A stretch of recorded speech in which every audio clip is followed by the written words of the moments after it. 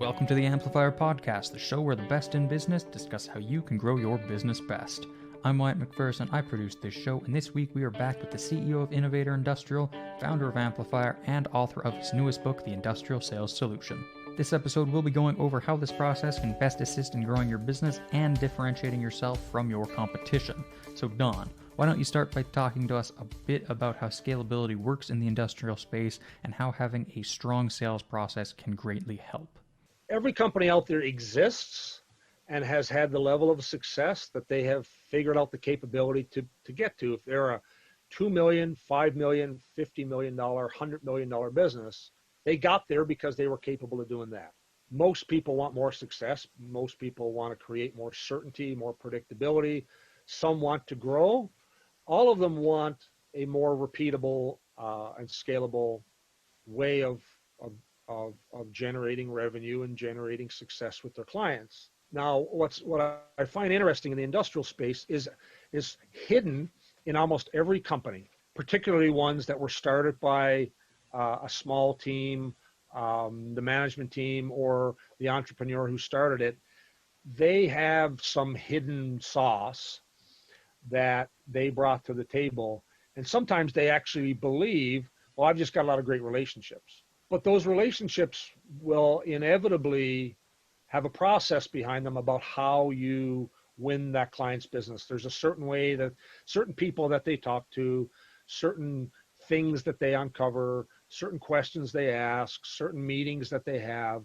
And so almost every company has a formula for selling that is undocumented, that is not repeatable, not scalable, and therefore it's really hard to predict because these companies will say, well, John is just really great at selling. He does a lot of sales for us. How does he do it? I don't know. He just does. And maybe John doesn't even know how he does it. But, we can actually help them uncover their success formula. And the reason to uncover the success formula is to make it repeatable, is to make it scalable, and to make it teachable so that, if John is the president of the company, or he's the vice president, or he's the operations leader, at some point we need to free John up so that he can take on, bigger roles. And so it could be starting to unload how he creates leads and how he creates initial opportunities and documenting the way he does that, and then teaching it and documenting it so that we can, get other people to take on some of those responsibilities. And that's effectively how every company grows. If you're a welding shop, and some of the most successful general contractors in Canada started off with an entrepreneur who had a welding rig, and then he had 2, and then he had 10, and then he started to pull bundles, and then he started to do cranes, and all of a sudden he is 30 or 40 years later is one of the largest turnaround businesses or largest maintenance companies in the region. And no one knows how he did it other than tenacity and hard work. But they had a process and they had a success formula. And so many, what so many of these companies struggle with is, how do I go to the next generation in the business to make that business repeatable and lasting longer than the person who started it, who had his own drive. And every company out there, and there are thousands of them, have these senior management or entrepreneurial created businesses that they had a success formula that they think is hard work, and they think was work ethic, and they think was relationship, and all of those elements were in there. But there were actually key activities and key steps that they took that no one really knows that secret sauce. But that secret sauce exists, and when you can capture it, and then you can add some structure to it, now all of a sudden you have something that can free you up, can make you scalable, can make you repeatable, and ultimately can help you grow. Whether that's me or any other entrepreneur out there, they all had a success formula that got them to the level of success that they're at. But imagine if you could multiply yourself.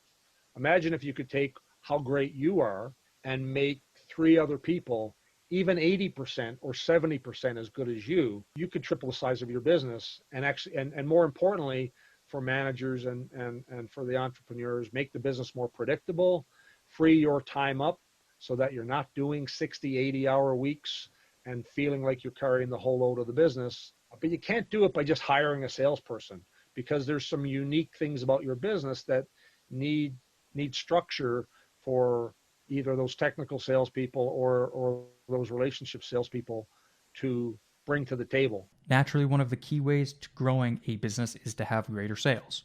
So what exactly is the issue with the outdated way that these companies are selling, and how would you recommend they begin to fix this? There's a old school, I know lots of people kind of sales strategy that lacks some process, some tools, even though our, the execution side of the industrial side of the business, whether it's, finance systems, safety systems are much more advanced than they were 10, 20 years ago. Quality systems are more advanced. Behavior-based safety, execution, work-face planning, the way that clients do detailed Primavera type planning on their projects. All of those things are orders of magnitude greater than they were 10 years ago, 20 years ago. And I would say that for most industrial suppliers and contractors, none of that level of growth has changed for their sales teams. Many of them don't even have a way to track their customers. If they have a CRM for the sales team, it's often something that was plugged into their finance system as a way to track names and phone numbers. They don't necessarily have a sales process. They don't have a marketing tool that can help figure out who are the 10,000 people in my market and who are the 200 people who are paying attention. Salespeople often run around with directories and binders of their clients' business cards that they put into their smartphone or into Outlook. And, I've interviewed, prior to writing this book, over 100 salespeople in the industrial space, and about 5% have a process, and equally about 5% have any system of record, like a tool for how they are tracking who they see, what they were interested in, a CRM. So many of them, the companies themselves have not sponsored the use of technology for the sales team. So salespeople are building their own on spreadsheets, or they're simply using, Outlook or their iPhone or some real basic tools, just to track a directory. And then they kind of got to keep it clear in their head. And from a company perspective, that information walks out the door if that salesperson leaves, which is, a real challenge. If the salesperson was even mediocre, he takes all that client knowledge with him. So if you don't have a tool for that, you might as well be, the best way I can say it to to all the industrial clients listening, if you don't have a selling system for how your salespeople track what they're doing and reporting it, it'd be the same as taking your safety system and just handing it out and saying, here, copy our safety program, or here's all of our weld procedures. If they could take those weld procedures, just anyone could use them. You wouldn't do that. We have systems for quality, for welding procedures, for safety, for quality, for finance, and yet we don't arm and create a company system for system of record. So salespeople don't have processes. They don't have the right tools often. They're often like lone rangers and I think that's some of the mystery for a lot of industrial contractors and suppliers, is they think there's some magic sauce in the salesperson.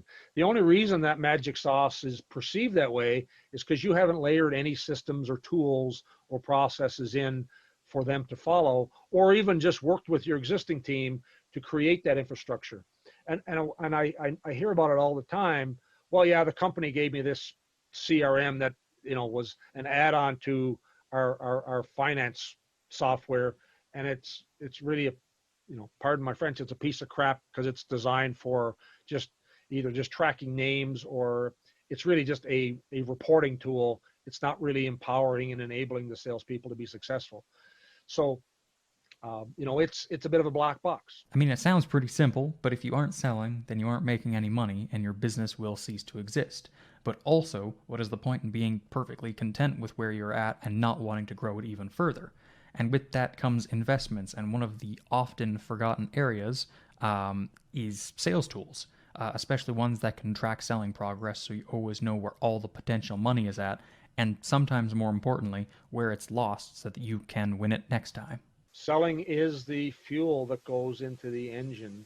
It's the fuel in the tank that makes the rest of the vehicle work. And, if you don't have a way to refuel your car all the time, the tank goes empty a lot.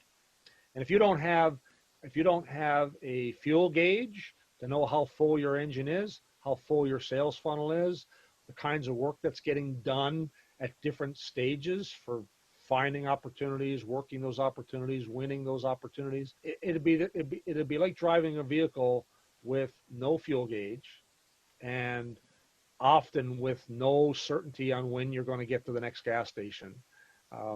Pretty scary.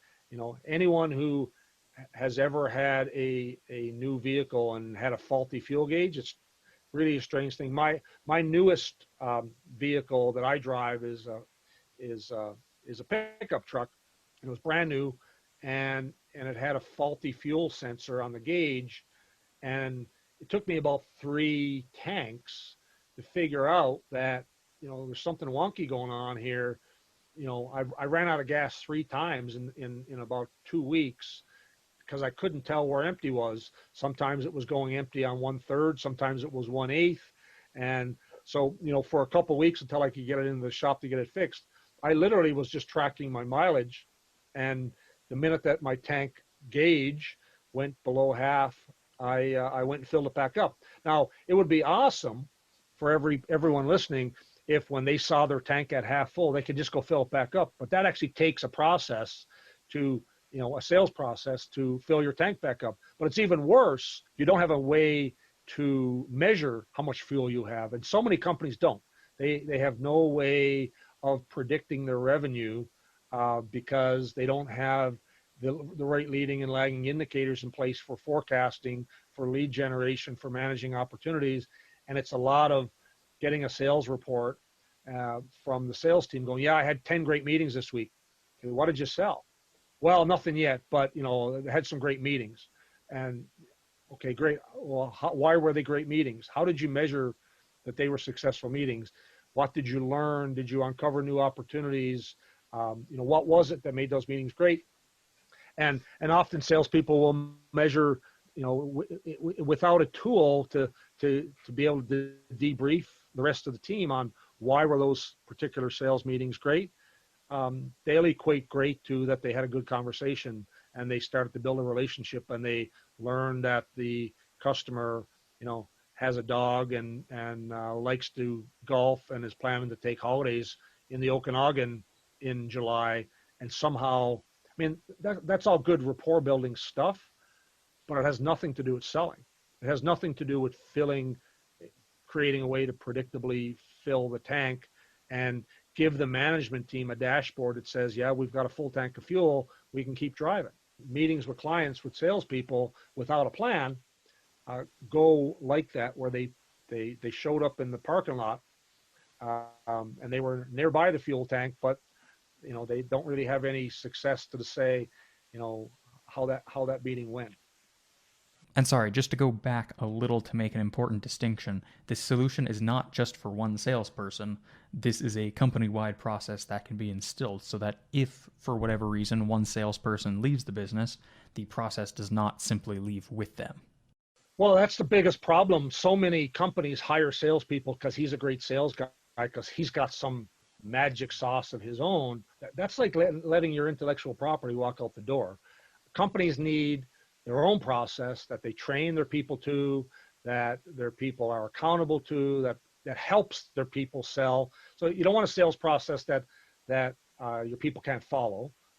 It needs to be something that is logical, that leads to great conversations with clients, that leads to creating opportunities, that leads to managing the right opportunities that are winnable, and ultimately giving the entire team, the salesperson, the sales manager, the leadership team of the company, a predictable dashboard that says, we have a great way to forecast. We can see the right kinds of activities are happening, the right kinds of opportunities are being created, the right number of opportunities are at the right stages so that we can plan our business around that.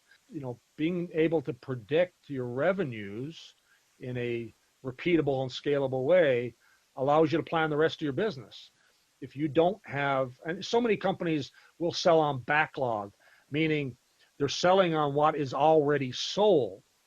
So I've got back, I've had these conversations with about 4 clients in the last month, and they're measuring their selling predictability on what is already sold. Meaning, I've already got the contract to do this. I'm hoping it all happens. I've got backlog. That's closed one business, and that's great. But what is coming down the pipeline? What do you have that is in pursuing? What do you have that's in proposing? What do you have that you're developing? What do you have for new prospects?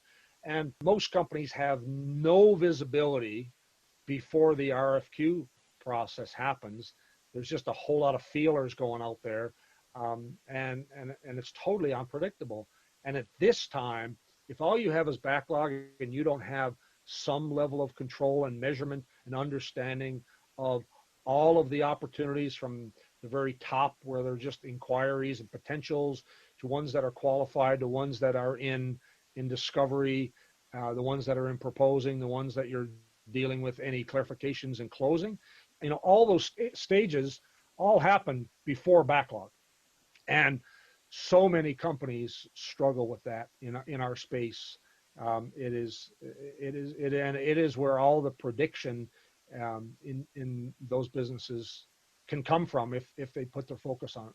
So this is about creating a process for salespeople to make them way more successful.